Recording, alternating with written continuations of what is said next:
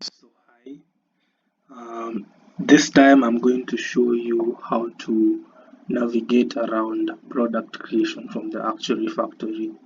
So as an actuary, um, uh, more or less, you would find a real products already created by other actuaries, and your task would be to create them on the Actuary Factory and instantiate them. So for this example, I would like to show you a product that has already been created on the Actuary Factory. So you simply navigate to the products page and click on a specific product. So this is how it looks like. So to be able to create a product on the Actuary Factory, you need the product files. And as you can see here, we have all these insurance product files. We have the config.yaml, assets, site tables, actuary code, pricing, and support code. So the most important document that you need for creation of a product is actually the config.yaml file, the assets file, and the site table. So I would say the site table is arguably the most important file you need to have. So what I suggest is that whenever you get these files, you can store them in a folder somewhere on your PC, somewhere easily accessible to you, so that you can reuse them at a future date. So I will go on creating a product from the Actuary Factory, and as you can see, um, you simply need to navigate to the insurance products uh, section of this side menu and click on add new insurance product. So this is where we add new insurance products on the Actuary Factory, and what you need to do is add a name for the product that you want to create. So in this case, I will create a product. I'll call it another name. So let me just say, let me just call it GDIC borrow rice product 2 demo. So this is just a sample name.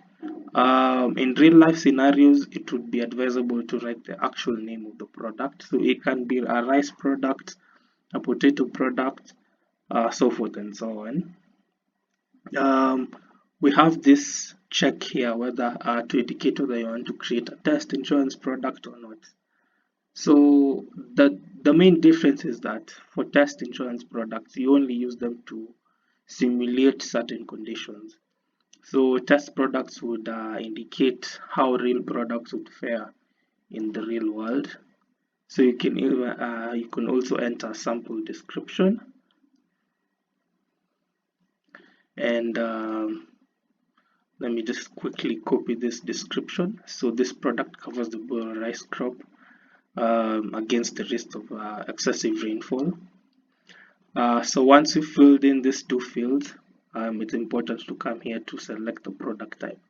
So depending on the product type, in this case we have the borrow rice. So over here I would simply search for borrow rice and select that as well. Um, then from there we'll go to the next section where we are required to upload files. So this is one of the most important parts. So as you remember, we needed to download this insurance product files before we went on to create this product. So this is the section where we are required to upload these files, and if you click on this drop down arrow, you can see we can either upload site tables or assets. So I will go on and upload the site table, and whenever I click on upload, it would open your local file explorer, and from here is where you would upload the downloaded files that you have for this specific product. So let me just quickly show you an example. As you can see, the site table is actually an Excel file that contains critical information about this product. So coming back here, I would simply upload this file from my local file system. And once it's uploaded, something else you should also note is that we actually have more fields, and all of these fields are auto-populated, but we'll deal with those later. So once we upload the site tables, it's important that we also go over and upload any assets that we might have for this particular product.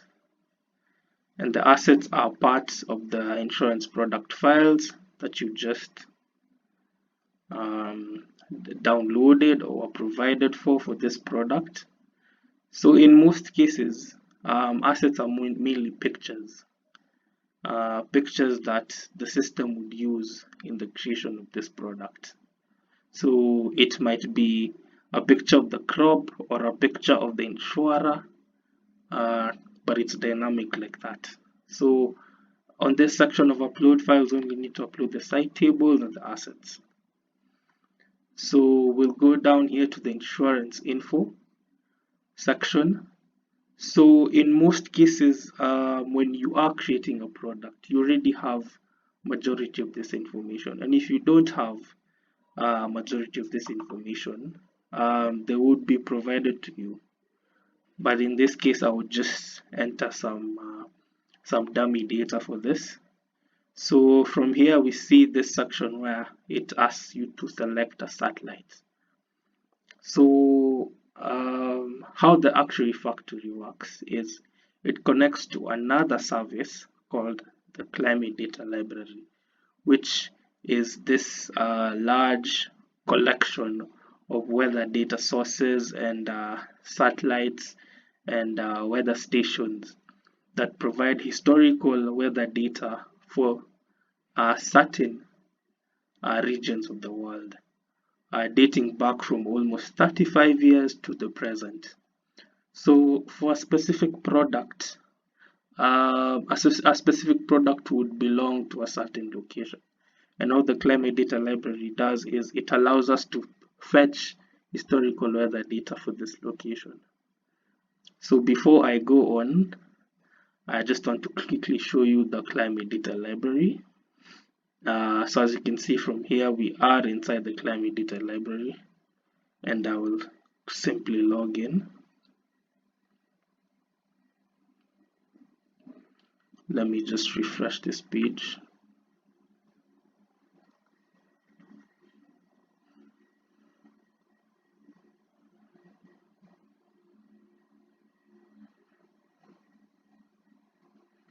And as you can see, we are logged in and we quickly see a map.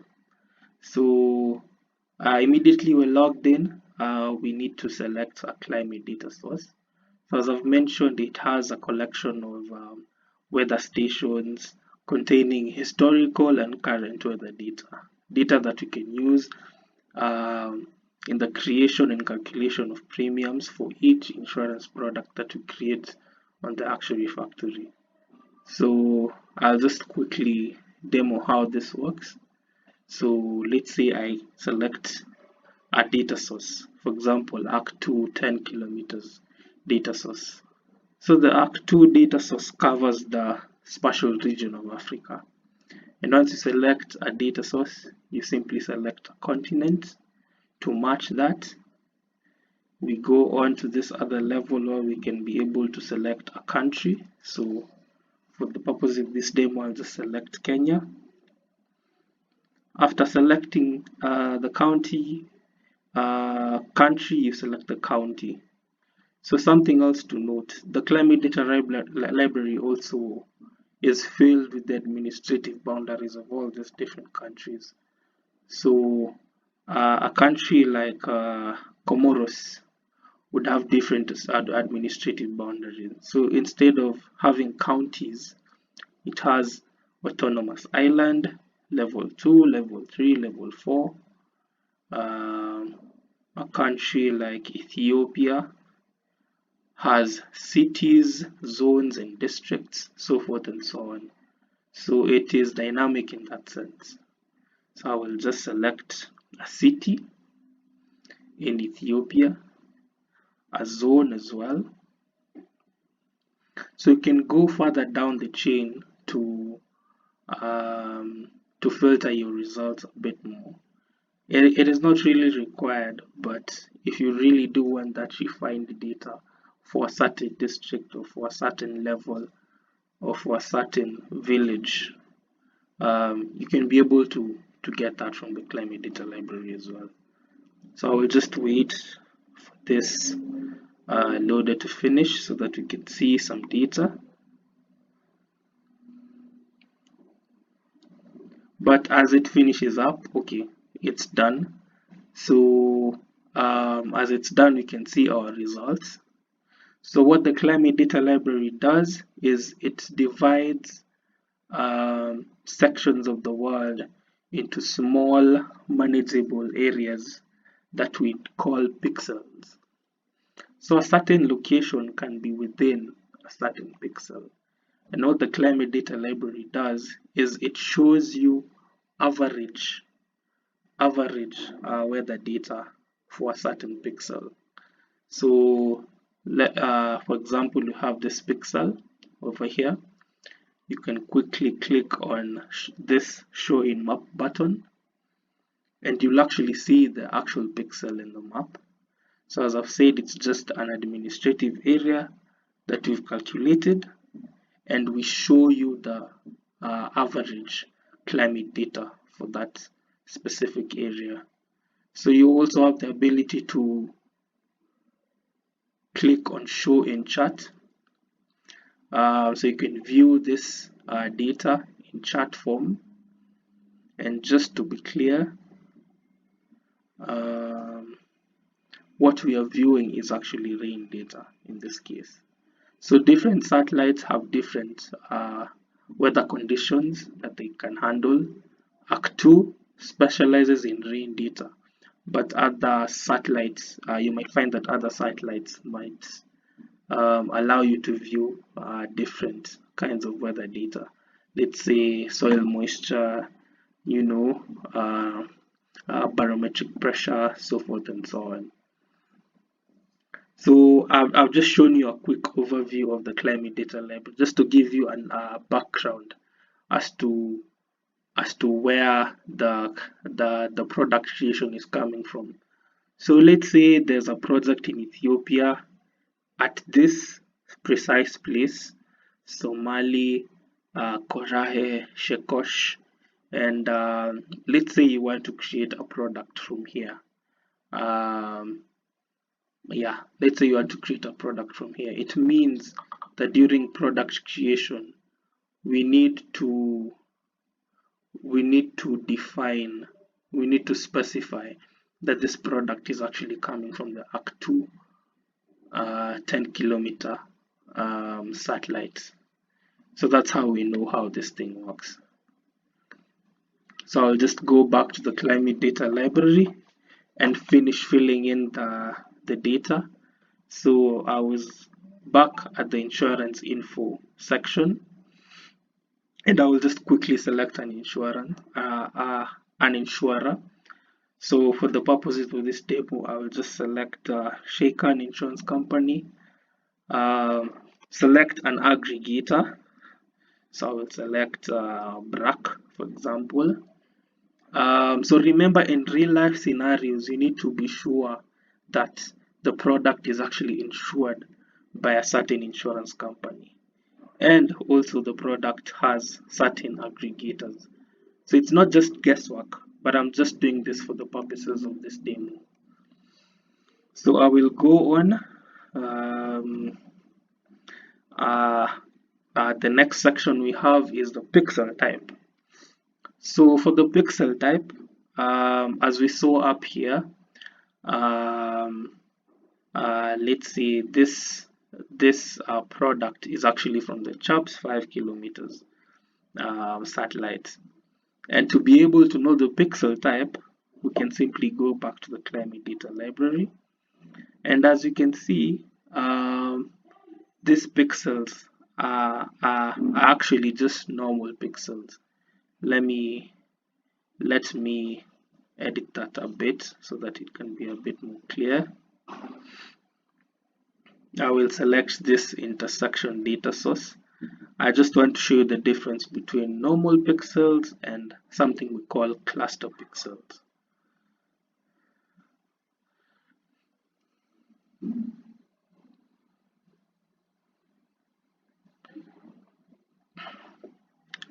So as I showed you before, we have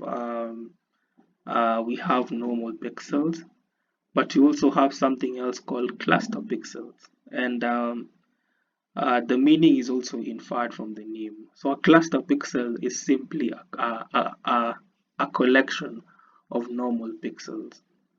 So let's say, as you can see, we have this pixel. So if we had another similar pixel like this, combined together into one pixel, that's what we call a cluster pixel. And in creation of a product, you can easily go back to the climate data library to infer and actually find out um, where where a product lies and whether it is indeed a standard or cluster pixel.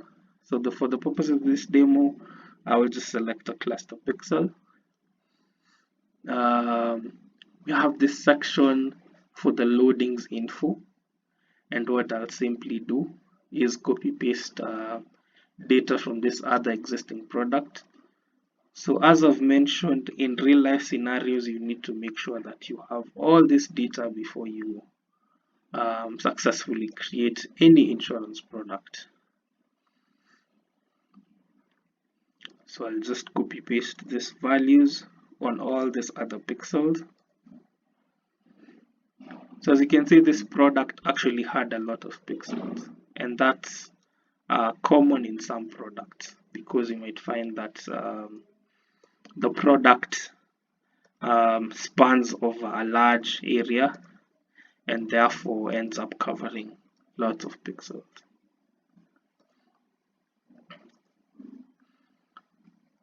So I am done filling that section. I'll go on to the planting windows and dates section. So as you can see, we have this timing part already pre-filled, and that's actually because we uploaded the site table. So this is actually information that was contained in the site table, and when we do upload the site table, it pre-fills some fields for us, so you don't really have to repeat ourselves, and I think that's a really good feature. So you can select showing window dates type, so they can be standard or by pixel.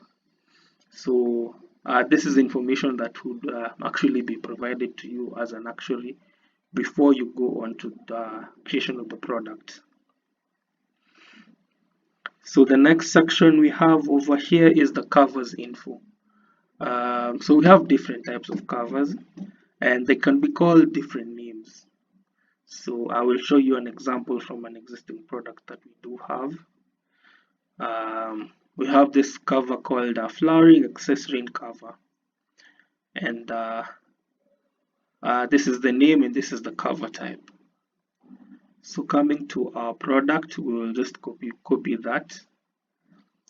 So this can be any name that you would like. It doesn't really have to be called flowering accessory cover. So this is an optional field because it's just a name. But when you come to select the cover type, we have this predefined lists of cover types. And as we saw in the previous example, it was simply for flowering accessory. And once you add this information, you need to remember to click on add. And that's only when you'd be sure that you've actually added a cover info. So I will simply add another cover info. Flowering drought. Flowering drought. Good. And also a small note. So I will add another another cover. If you select a cover type once, you cannot select it again. So let's say we want to add another flowering drought. We click on add, nothing happens. So it's also important to note that at times you might be using the system and you might be thinking that, oh, something is wrong, something might not be working well, but that's how the system has been designed to prevent that repetitiveness. So if you have a cover type for flowering drought, make sure that you capture it once and only once. So we have this final section, users and reviewers info. So the Actuary Factory is a collaborative tool, and in this way, when you do create an insurance product, it allows you to share it with your peers, get approval, get tests done before it is actually pushed to the marketplace. So in this case, we'll select an actuary peer reviewer, and an actuary peer reviewer is actually another actuary logged in into the Actuary Factory with an actuary account who would get the chance to review a product review. So in this case, I will enter one of my colleagues over here. A sales reviewer is a sales account that eventually gets the permission to push this product to the marketplace. So it's important to enter a sales account in this field and not an actuary account. So I will select my sales account for this demo. For the insurance users, you can actually enter anyone, any sales account, but in this case, you can enter maybe your direct supervisor. So I'll do that. And you can also have other third-party intermediary users, which in this case are still other sales agent accounts. So I will enter my own account for that. So before we click save, we just need to confirm that we have filled in everything that's required. So we'll start from here. As you can see, we have filled the name, description, and we have uploaded the files. So it's important to confirm that you have uploaded the files, especially the site table, because this is a really required field and is also responsible for the pre-filling of majority of the rest of the data. We need to confirm that the insurance info is actually okay. We need to confirm that the aggregators, the crop, the variety, the current year as well is okay. Over here under location info, we can see all the pixels associated with this product. So it's important to double check the work that you have done and make sure that all the fields have been filled. And once we do this, we can simply click on save, and it would proceed to register your insurance product.